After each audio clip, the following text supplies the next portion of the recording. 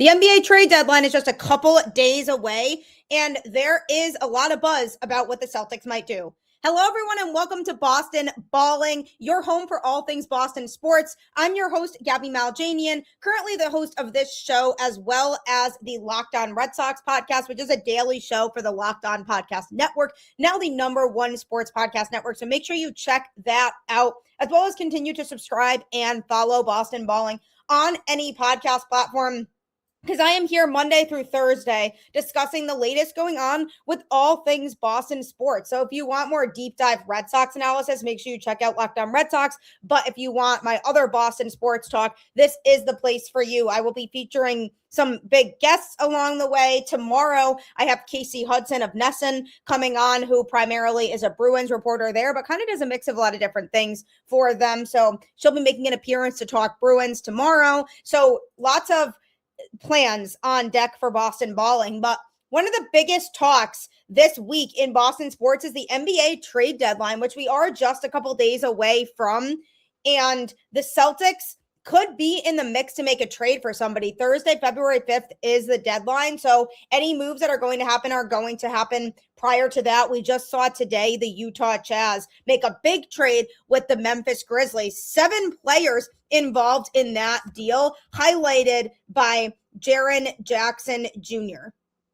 This was a big splash of a trade, and it was really surprising to some people because the Grizzlies are basically saying, all right, we're moving some of these assets for a rebuild. The Utah Jazz, who are not having the best of seasons right now, are basically saying, look, we believe in this team and we're ready to invest. They gave up a lot of draft picks for him. So things got really interesting. The Grizzlies attached some more players. The Jazz attached some more players, but he was definitely the headliner in that trade. So that is all to say that trade season is amping up, and it's definitely very exciting. Now, with where the Celtics stand right now, the question becomes, what do they do at the deadline? Because they are having a really good season so far, and it's hard to really argue that they don't need a lot more to help them make a boost, because they really don't. They do have a game tonight against the Mavs on the road, but currently,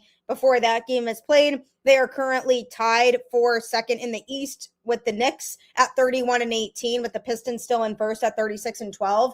And with where the Celtics are at, Brad Stevens has been very meticulous in the time that he's been in his front office role when it comes to making smart decisions and smart moves that benefit the Celtics. He's not really the type to make a big blockbuster trade unless he feels like that's where the team is at and what's best. For example, after last season, they traded Jrue Holiday and Kristaps Porzingis as salary dump type of moves, and they were veterans who they felt weren't going to be part of the future of what the Boston Celtics were going to be. So those were pretty big moves, because those 2 players were key pieces to that championship season that the Celtics had just a couple seasons ago. So he does make those types of moves, but also he is good at observing what the current situation is and what's going on. And because the Celtics are one of the best teams in the Eastern Conference right now, yes, you want to be able to add to that team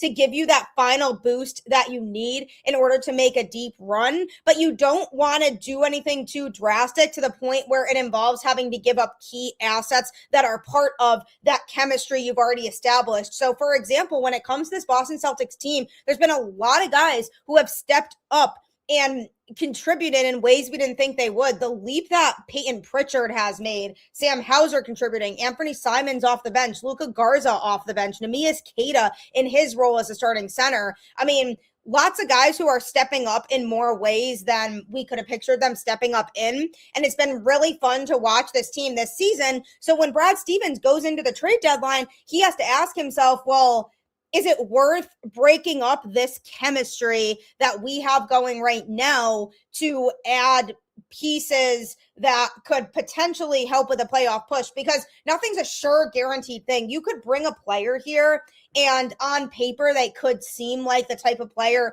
who would make a difference on any team, but chemistry is a big team. And in basketball, you don't really know if a certain player is going to come to your team and fit in play style wise. I mean, Giannis, for example, a player who it sounds like is going to be moved at this trade deadline.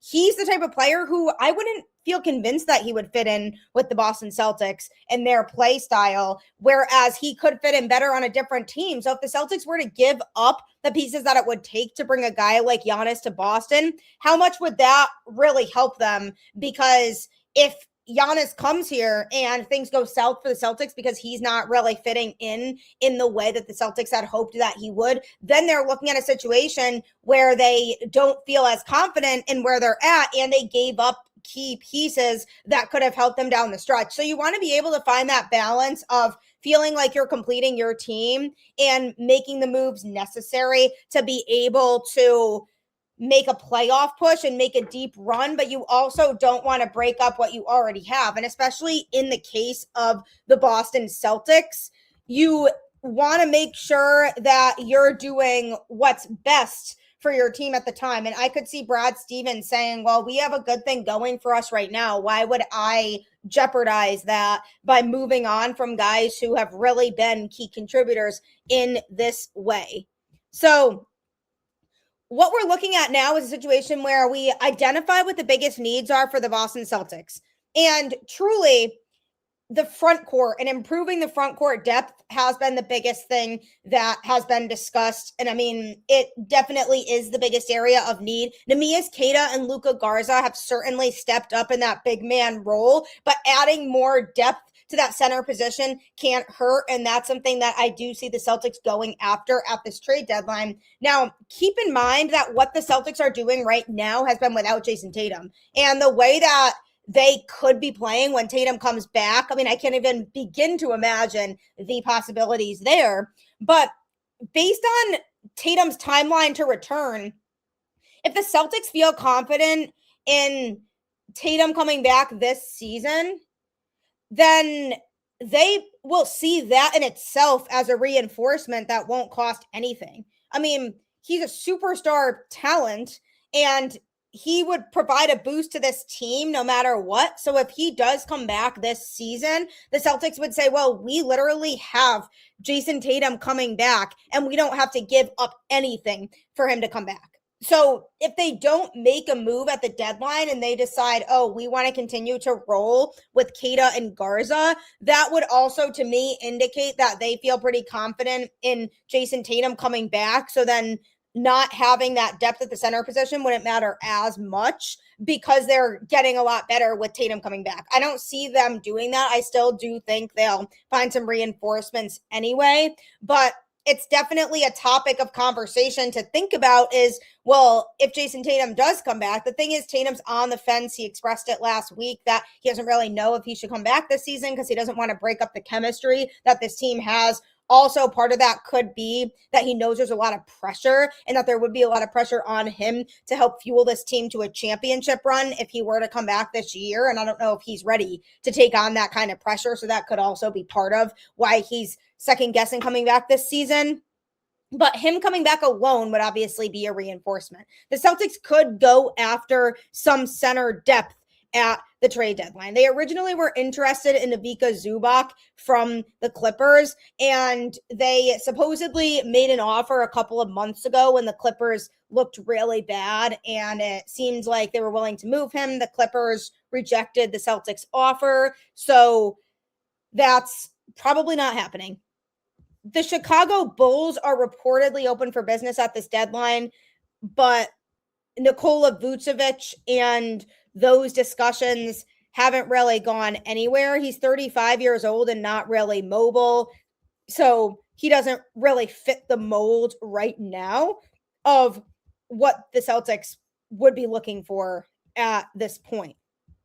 There also is some mild interest from teams in Chris Boucher, and this is a guy who very much has played super limited minutes for the Celtics this year. So if they were to move on from him, it wouldn't be like they're moving on from a player who has been a key asset to this team this season. So if they were to decide to move him, that could be a possibility if teams are interested. They could probably move him for a second round pick, most likely, which could make a lot of sense. And that could open up another roster spot for either a minor follow-up trade into one of their exceptions, or they could sign a buyout player or upgrade one of their two-way players. But either way, that does give them options. But if teams are interested in Boucher, they should definitely at least consider the possibility of moving him, since there isn't really a need for him on this team right now. So there's a lot of rumors that are going around when it comes to the Celtics and where they're at. And there's honestly not very many people, maybe not even anybody, that I would trust more than Brad Stevens to navigate that and be the guy when it comes to making those types of moves that are best for the Boston Celtics. So rumor also has it that there is another interesting name that could be on the market, and that is Jarrett Allen of the Cleveland Cavaliers. Rumors are swirling that they are shopping him this trade deadline, and he would definitely be a fit for Boston, even though, like I said, Neemias Queta and Luka Garza have certainly done a good job in their roles that they have filled this season, and they've definitely delivered, but adding more depth could not hurt. And maybe even their plans span beyond just depth at this point. They do have Anfernee Simons' $27 million contract to use in any larger scale move. According to a lot of different reports, the Celtics are exploring paths to use Simons to bolster their center rotation. And I mentioned this on the show last week. That doesn't surprise me at all, because when you have a guy on an expiring contract like that who's playing as well as he has been playing for the Celtics, it makes sense to open up that possibility. And when the Celtics traded for him, it was kind of a known thing that they saw him as a potential temporary piece to this team and that eventually he would probably be moved. So this feels like the right opportunity to move him. And if they want to do that, Jarrett Allen could be a fit from the Cavs. They have been willing to move him this season with the goal of loosening up the financial bind that they find themselves in. And this is important, though, because the teams wouldn't be able to do a straight up swap involving Allen and Simons. The Cavs are a second apron team, meaning they're unable to take back more salary than they send out in any trade. So basically, they'd have to find a third team to help make the financials work if that were to be the case.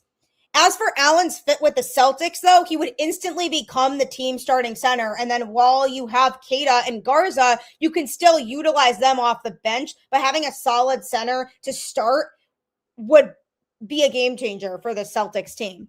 The former All-Star big man is having a solid season with the Cavs, posting 14.0 points and 8.0 rebounds per game on 60.5% from the field. Plus, he averages nearly 2 combined steals and blocks per outing. His health is another reason why the Celtics could feel confident in him. He's missed 12 games this season, but in the 3 seasons prior, he sat out just 19 times combined. So if they are looking for a guy who generally stays healthy, this could be a really good fit. Not to mention that he's also under contract through the end of the 2028-2029 season, earning an annual average salary of $13.2 million. So going in and trading for a guy like that and moving on from a guy like Anfernee Simons, it's easier to justify doing that when you know the guy's going to be under team control for the next few seasons and you're not basically giving up what you're giving up to get a 1-year rental. So that could be another reason why it could appeal to the Boston Celtics. I mean, it's not a cheap contract, but it's also not bad for a 27-year-old who's still playing at a really high level.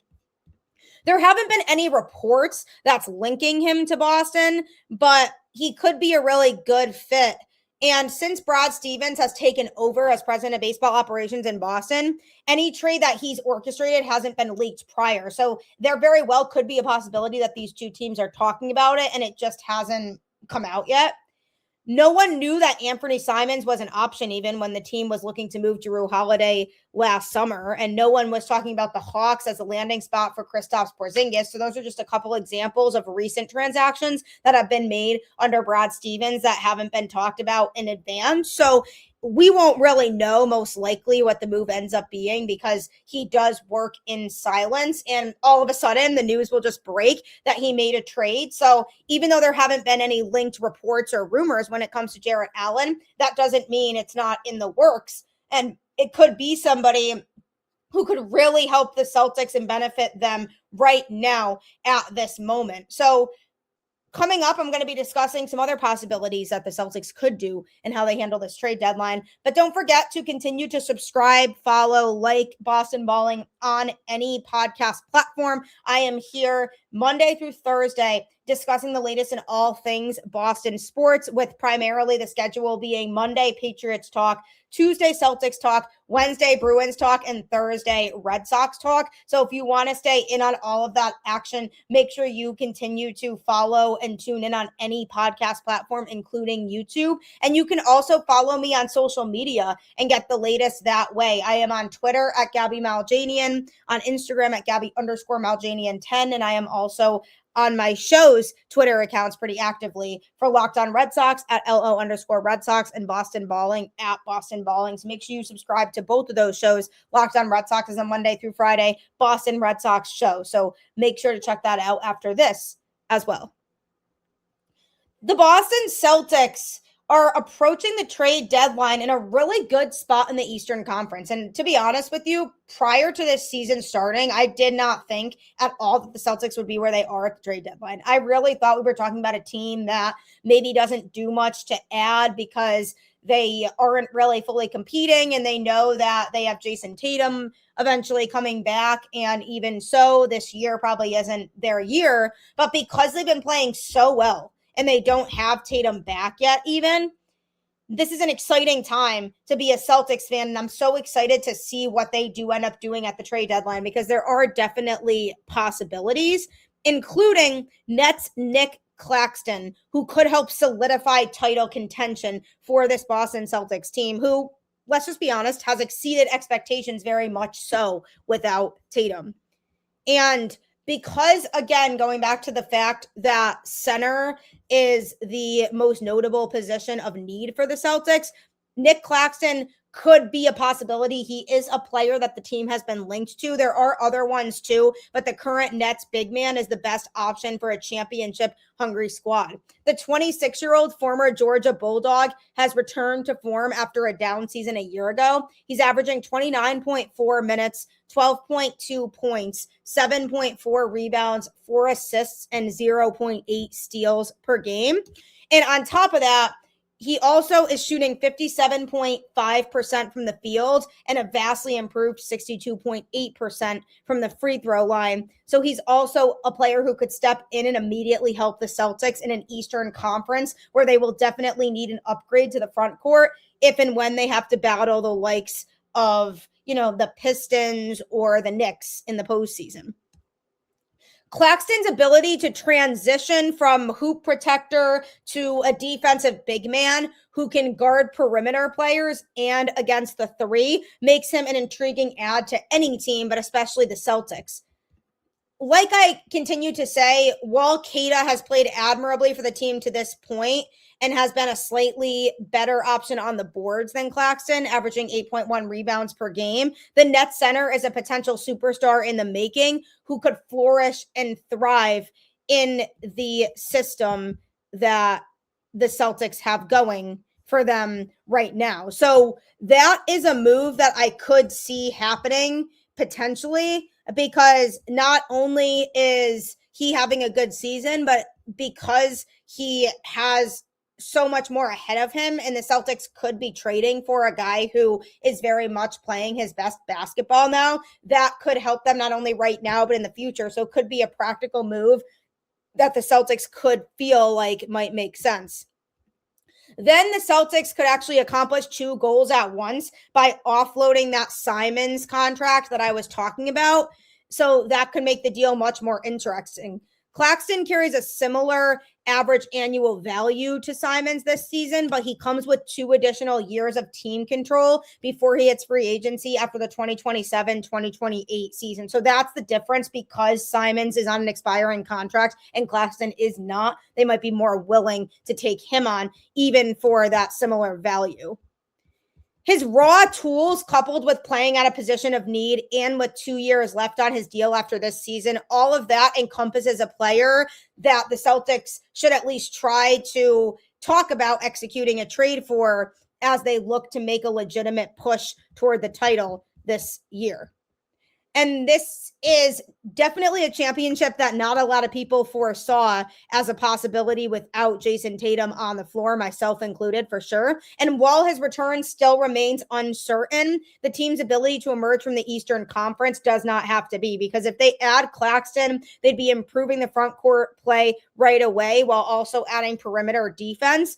And that Celtics group could then find itself hoisting that trophy again. So he could be another option that the Celtics do go for. So there are intriguing names out there. If the Celtics do want to make a trade, I'm almost certain that Anfernee Simons would probably be included in that trade, and it would probably take one or two, maybe other role players, depending on who the center is, that they would trade for in order to get those guys back. But Brad Stevens does do really smart business, and I do trust him, like I said, in the role that he is in to execute and make something happen. Now, another thing to keep in mind is that the Celtics could utilize the buyout market. So what exactly is the buyout market? Because essentially, this is an option for teams if they don't want to necessarily make a trade at the deadline, or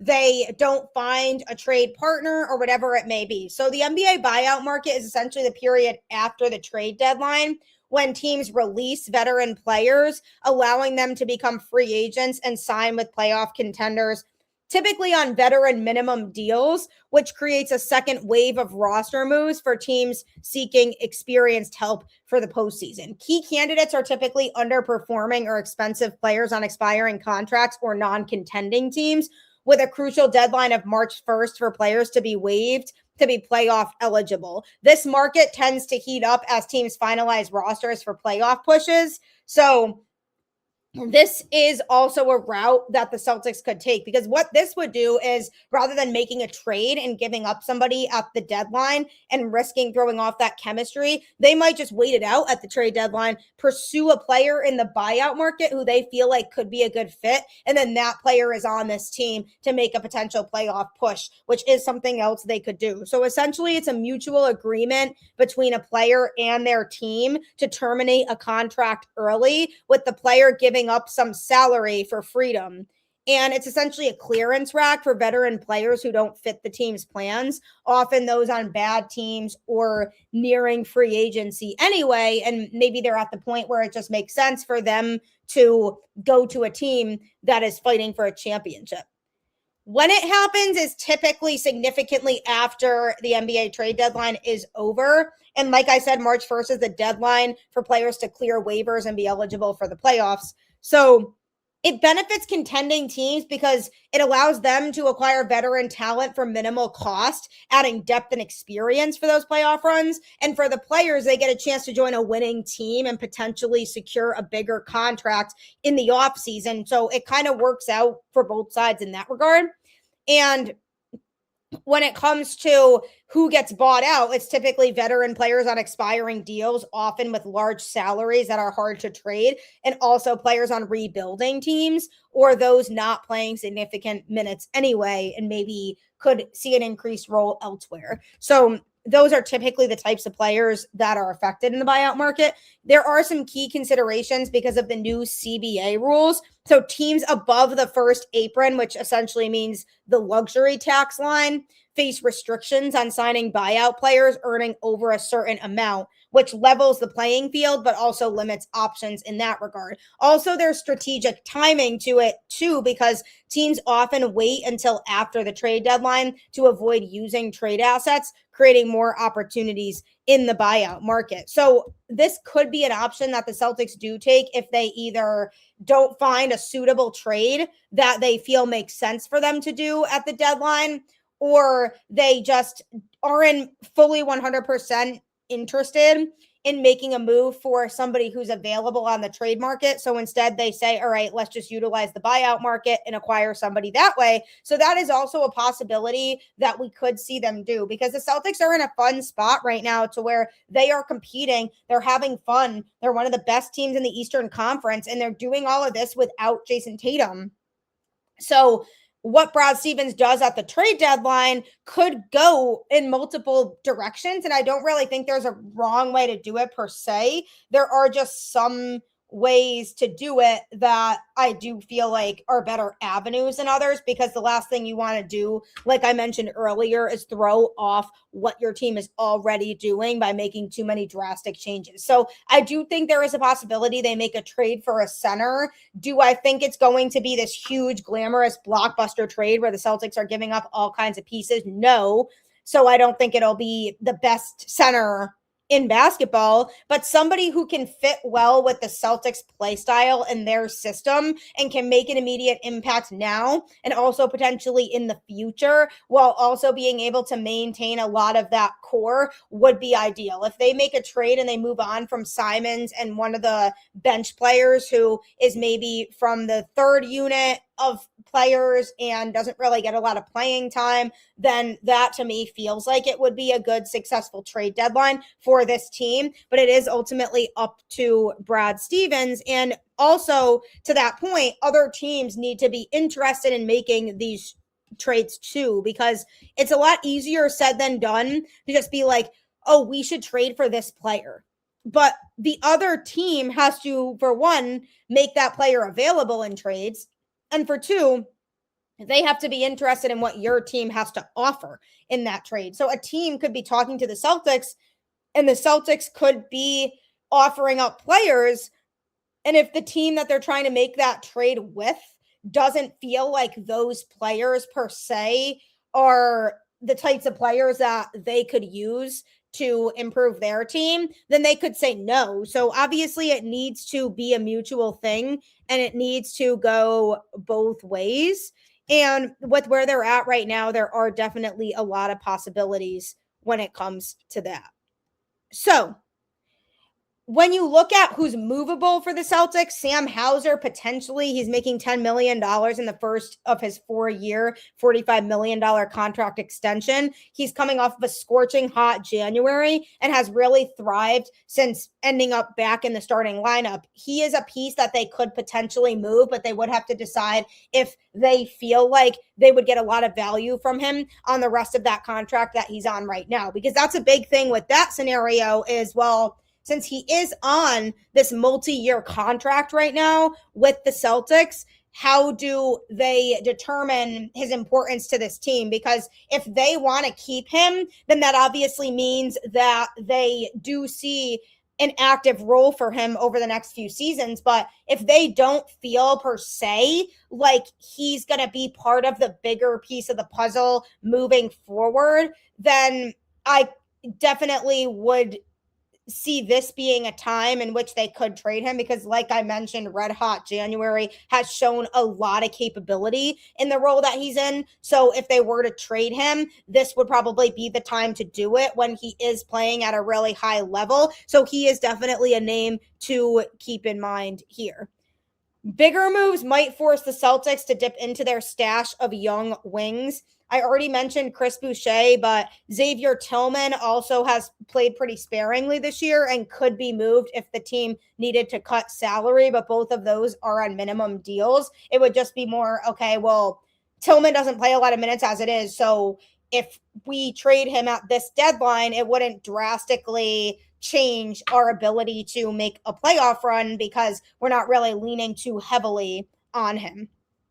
When it comes to salary, too, the Celtics do have an ability to take back salary without necessarily needing to match outgoing money, because they have a small collection of traded player exceptions. So the Celtics do have an $8.2 million TPE generated from dealing George Niang to Utah, and a $4.7 million TPE generated from the Jrue Holiday deal. A $4 million TPE was also generated from trading Jaden Springer to Utah at last year's deadline. But first apron teams cannot use TPEs generated in previous seasons. So that one wouldn't really matter as much.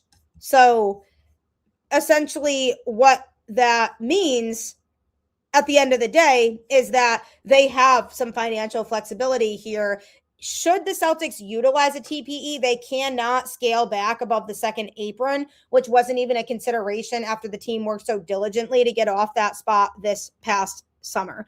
The most intriguing asset is a $22.5 million TPE generated from the Kristaps Porzingis trade with Atlanta. That doesn't expire until July, but the Celtics could use even a smaller chunk of that total to target a potential mid-tier salary. So it should get interesting. Things should get really interesting when it comes to this trade deadline. And TPE stands for traded player exception, which is essentially a tool in the NBA's collective bargaining agreement that allows teams to exceed the salary cap to acquire players. So the Celtics were able to get some of that money in these trades. So that's essentially what that means. So they could utilize that if they want in a trade, but either way, I do trust Brad Stevens and the way that he handles things with this team. And I'm really looking forward to see how this trade deadline goes, because this is a team that undoubtedly has been a lot of fun to watch this year. And I'm excited to see how things play out with this playoff push. So make sure you join me next Tuesday for a breakdown of what the Celtics did at the trade deadline and where things stand going into these last few months of the season. But continue to subscribe, follow Boston Balling, continue to tune in Monday through Thursday. Tune in to Locked On Red Sox Monday through Friday, part of the Locked On Podcast Network. Make sure you're continuing to follow me on social media as well. And thanks for tuning in. As always, let's go Celtics, and I'll see you next time.